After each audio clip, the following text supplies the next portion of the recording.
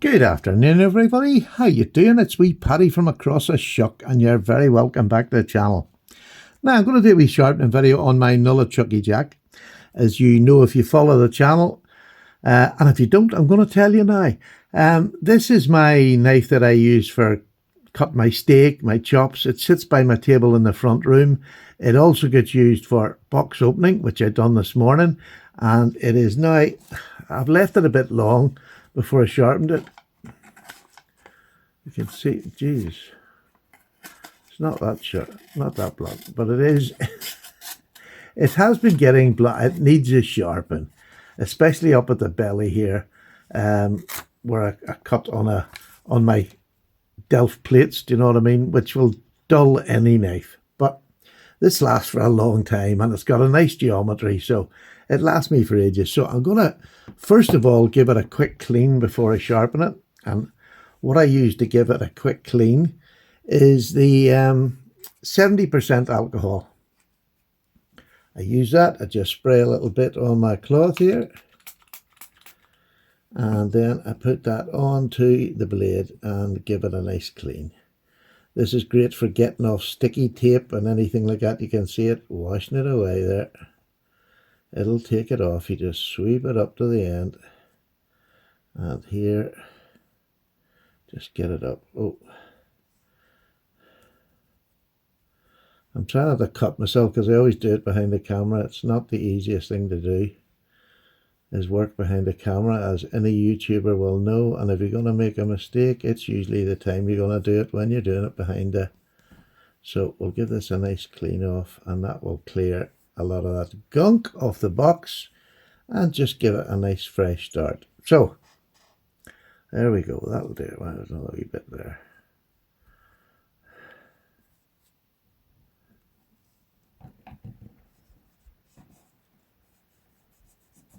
There we go. Now, that's it. So what am I going to use to clean it? We've used that. That's gone.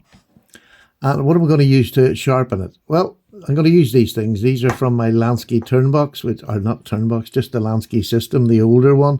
This is a diamond and a ceramic from that set. I use them now as hand sharpening tools because I don't use the fixed angle sharpening system anymore. I've upgraded. I've got the newest and greatest. Well, no, not the newest and greatest. I got the next one up, and that does me if I didn't need to do to set an angle when I've got a knife that's completely blunt or it needs a new edge on it. But these I use for everyday hand sharpening. The ceramic, I just thought I'd show you. I use a white rubber.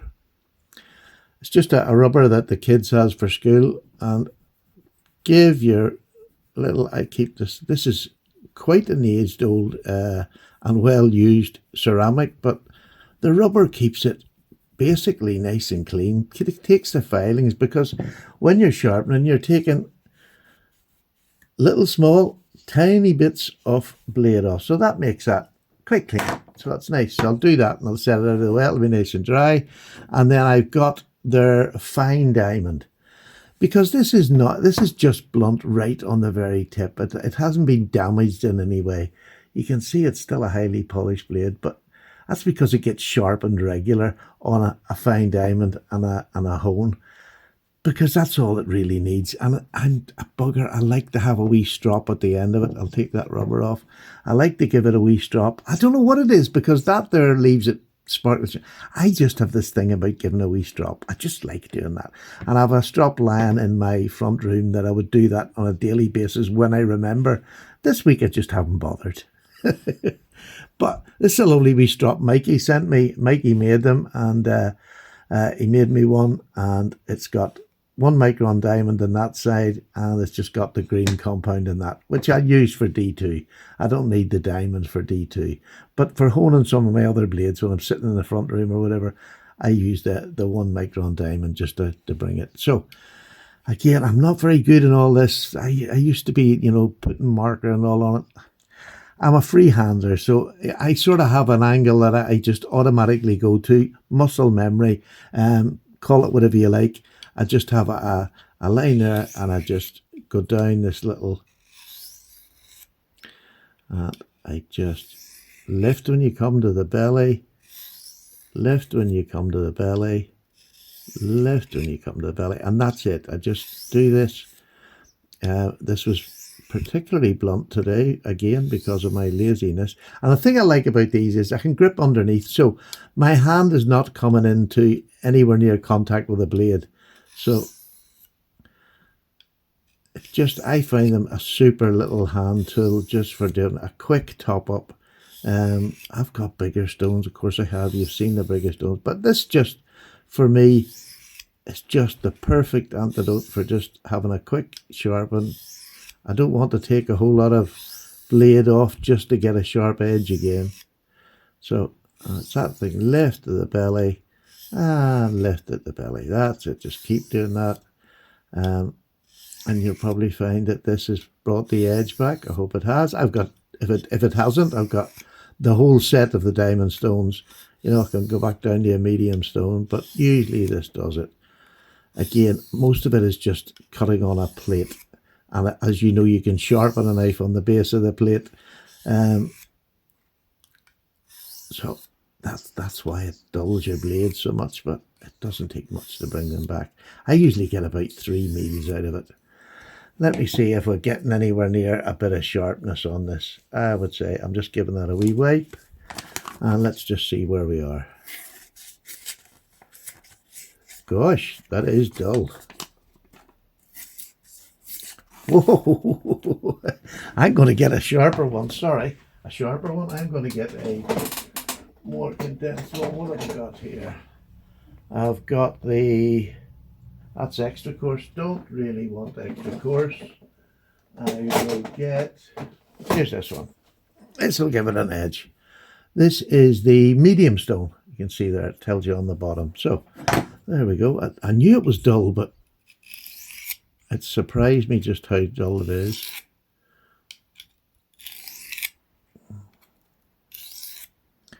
I hope you can see that. This is never the best way to sharpen behind the camera, but you want to know, you do what you got to do.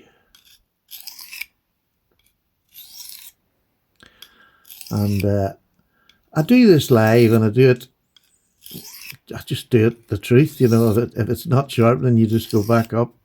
I thought that one would have done it, but it was obviously more dull than I thought.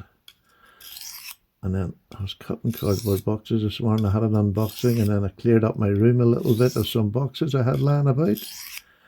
But I didn't think it was going to be that dull. Because the one thing that I like about Rosecraft is their heat treatment on their D2 seems to be good. Now, D2 is not a super steel, so don't expect it to last as long as your S30Vs and up the ways. It just doesn't. But it does last a reasonable good time. It will last me all day, no matter what I'm doing about the house. So, let's just have a wee quick go again. I never like to take more than I have to. I don't mind stopping 4 or 5 times, but I don't like doing it more than I have to. Oh, there you go. There's the edge coming back. So it was fairly sharp. I'm going to give that another couple of wee swipes just to keep it, to get it there for me. And that's the joy with hand sharpening. You don't have to reset the stone up and change stones. And there's nothing wrong with that. And when I want to do it, like I give something to change the angle of maybe a blade that I've got, I like a fixed angle sharpening because it leaves it with an even, nice even bevel, and I just follow that. Do you know what I mean? I'm not even that fussy what the bevels can be. I mean, my bevels can go from sort of 15 right up to 20. I don't usually go much higher than 20. Even my bushcraft knives, I would have them about 20. And if the thin bushcraft knives, they'll even go down to 17. Because again, I don't tend to abuse even bushcraft knives.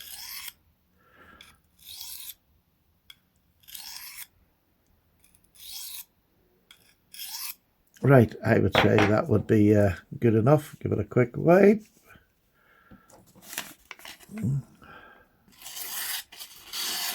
There we go. She's getting sharper now. So now I can go back to this fine stone and just make it. All I'm going to do is make that edge a little bit more refined. And you can see on this even this fine one, let me just give it a quick clean. There you go. All it is just a wipe with a cloth, and then you can feel that much smoother. Doesn't sound as harsh as the medium. So you should start to see a difference in the sharpness of this knife. And I mean, sharpening, you don't have to go up and down like this, you know, when you're learning even. You can be really gentle, get your bevel and do it like this and just move it up the blade like that if you want. There's plenty of ways, and when you're learning to sharpen, try all the different ways, because everybody gets something that suits them, and it's not always the same as everybody else. There is no right or wrong way. Whatever you get it sharp, just get it sharp.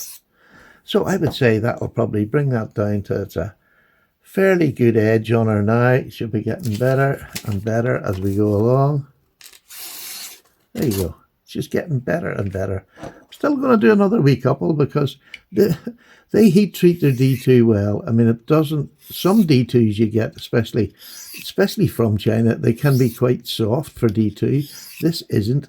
The heat treatment on these is very good. Wherever Andy gets it done, we're not sure where the facility is, but they do a good job. And that's what you want. I mean, I don't want to be able to just get it sharpened at a flick of a wrist and then it goes dull quickly. This doesn't go dull. I mean, I love using this knife as a steak knife. One, it's one of the bigger knives that Rosecraft do. And two, it's just a lovely knife. It's nice geometry on it to use. And it looks nice. That bone handle looks nice. So if you're out at a restaurant and it's under it is under 3 inches. And I keep checking this every time on. You think I'd remember. So, oh yeah. Yeah. It's completely legal right back to the bolster. It's, isn't it? Yeah. No, it's actually not. It's just the cutting edge is 2 3/4. And back to the bolster, it is just over 3. So it's still legal because the cutting edge is under 3 inches. That's a great knife for a steak knife. There we go. There we go. So, do you know what I'm going to do? That belly was a bit juddery. I'm going to just do this just to show you. It's all right telling people things, but showing them is different. You can just do that. I just keep it at the bevel, and it just, where I want to give it that extra wee rub, the belly is there. So then I'll just change it over. And you can see this hopefully up to the tip. So many ways to sharpen, and that's the fun of it, is finding out ways to sharpen. So I'll just do a wee quick swoop just to see that I've maybe got a wee bit off that belly and make it a bit nicer. Now, there we go. Hopefully this is the last time I've got to do that. Now, you can hear and see the difference there. So that's the way to do it. I didn't do it conventionally, but it gets it done. You find your way of getting it done. You don't have to be dictated to by other people. As long as you get that basic, get the angle you want and stick with it. You know, don't change the angle. Look, you're never going to get it perfect all the time. You just change the angle until it works. I'm trying to look around the side here because, and what this sapphire hone does is amazing. It really does give you not a mirror edge, but a highly polished edge, which makes your knife look nice. I don't necessarily go for the mirror polished edges because they go off as soon as you use them, and for all the time that it takes to put them on, to me it's just not worth it. Some of my knives that I've got have got mirror polishes, but it's usually because I've honed them on the sapphire stone or the Spyderco stone. I have the large Spyderco one. Right, please. My dogs are at the door. Wifey's out. That's why I can get my second wee video done today. So that should have hold that edge up so that it's even better. Doesn't take a long time. There you go. That's it. That's it, nice and sharp. So to finish it, all I'm going to do, and I know this is a bit rushed, and I probably would spend a little bit more just doing it, but this is the most important bit to me, is keeping them stopped whenever I can do it. So that's the way I just do it. I start here because I get the point, and then I come down and get the rest of her. That's all it is, to get the point and up, because when you've got a big belly like this, you want to hit all the parts of the knife.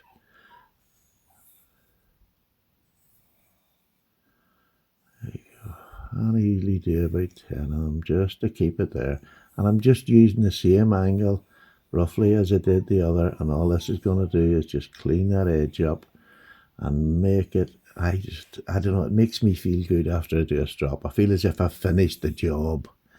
I've finished the job. So this will go back to being my steak knife. I'm having beef tonight, but I'll probably not need this knife because we're having it in a slow cooker. So about 6 or 7 hours. Slow cooked beef, and there's onions and carrots, and oh, just lovely. I even put a rub onto the joint as well. It's a big joint, but it'll do about 3 meals for us. Once we cook it, we'll just freeze what we don't eat tonight. There we go. Now, and I just want you to see the sort of shiny edge you get in this. This is, that's very difficult to, could you see it? It's a nice, shiny, polished edge, but it isn't, you know, it isn't a mirror polish. I don't believe you need it. Honestly, I'm quite happy if I get my edge looking nice, even, and that is the way to do it. So there's my knife. There you go. It's absolutely fine now. Back to work as my steak knife. Takes a couple of minutes. Don't forget I'm talking and going back and forward and not concentrating, so you'll do it even faster when you're doing it yourself. But it's so easy. Very basic tools. These are just stones that I had used on a bit of apparatus that I bought, used, enjoyed it while I did, but I don't use it anymore. So I now use these stones as hand sharpened stones. I just find them perfect for it. And 70% alcohol I like for cleaning my blades if I've got gunk on them, and the little white rubber for keeping this, because you can see now I'd cleaned that off, and look at the stuff that's on it. And if you do it every time you take it out, it just cleans it off. It just keeps it in good condition and ready for the next time you come along. It is nice and clean. So there you go. There's that clean. And again, the 2 stones, all you do with these stones is just give them a wipe with a cloth. There you go. That's me ready for the next time. Thank you very much. I hope you enjoyed that. Very simple, very straightforward, but it works for me. Find your way of sharpening. Take care now. Bye-bye. Oh, by the way, I was speaking to Frank from Framear Knives. The Jack Wolf knife is going to be available from Framear Knives.